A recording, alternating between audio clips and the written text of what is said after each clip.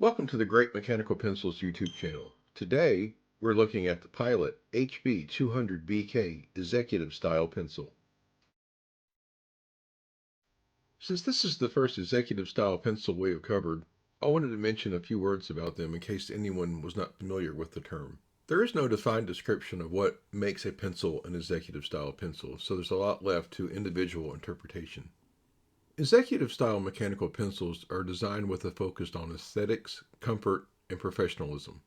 They are typically marketed towards business professionals or individuals who appreciate high-quality writing instruments.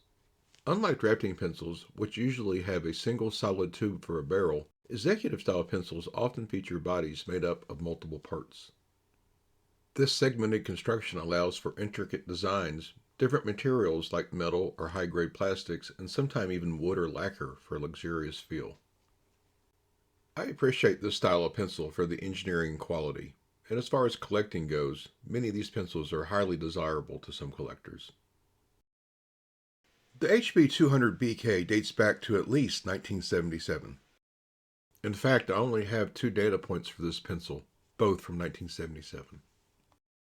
The first is this brochure, and if you see at the bottom, the handwritten note gives us the indication of the date. 52 is for Showa 52, a dating system used in Japan based on the ruling emperor and the number of years they ruled. I'd like to keep this video on point, but if you're not familiar, I would encourage you to research this interesting dating system. But long story short, we can date this brochure to October 15th, 1977. The HB-200BK can be found on page 2. As you can see, it came in 0.5, 0.7, and 0.9 millimeter. The sales price was 2,000 yen. My second data point is also from 1977, and it is the Pilot Japan catalog. This is the index page that has the HB-200BK. I just thought it was interesting to see what other pencils were comparable to this product. The HB-200BK is near the top of the page, but here's a close-up of the inset.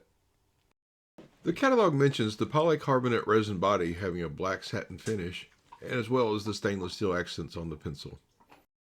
This Loctite pencil was available in 0.5, 0.7, and 0.9 millimeter. According to inflationtool.com, the value of 2,000 yen in 1977 is the same as over 3,500 yen today, or $23 US, so it was an expensive pencil for its time. There is a ballpoint pen version of the HB-200BK. At this point, all of the experts that I have asked are not sure of the model number. If you happen to know, please leave a comment. As a collector, it can be exciting to learn how older pencils have shaped the design of modern ones. Many collectors agree that the Lamy 2000 was a potential design influencer for the HB-200BK. This design has become iconic with its classic cigar-shaped profile.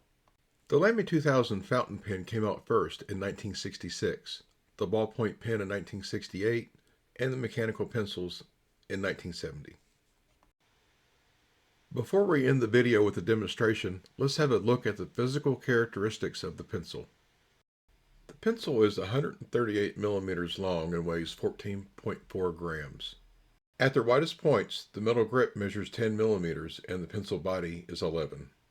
Lastly, the balance point is close to mid-center, but slightly towards the tip end. Now we will have a look at the precision of the pencil. Many collectors will do this by knocking the pencil 10 times and then recording the value.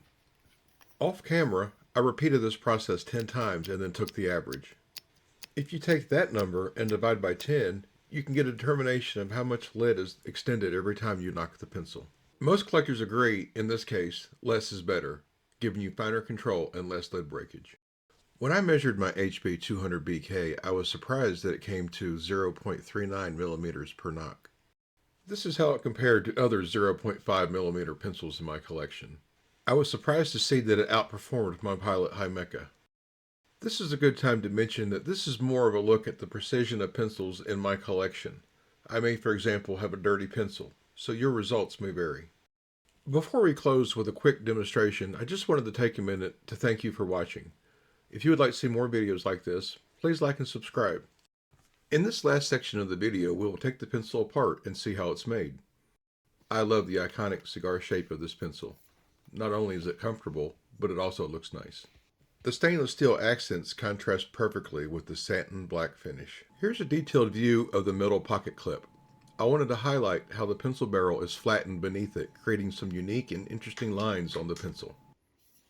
To take the pencil apart, first remove the eraser cap and the eraser. Remove any lead, and then unscrew the tip. You can remove the internal mechanism and lead pipe from the eraser end. We'll take a closer look at that in a minute. Then you can unscrew the grip, and that's pretty much fully disassembled. Here's all the parts. We'll take a closer look at them one by one, starting with the tip. The tip has a chamfer at the end with a 1mm fixed pipe. This pencil has a 3-draw brass chuck and a metal lead tube. Here's a close-up of the grip, and this is probably the only negative thing I have to say about this pencil is the plastic threads on the grip. The eraser end of the lead tube has a nice chamfer on it. It came with a white eraser and a lead jam clearing rod. Lastly, we have the metal eraser cap with a flat end.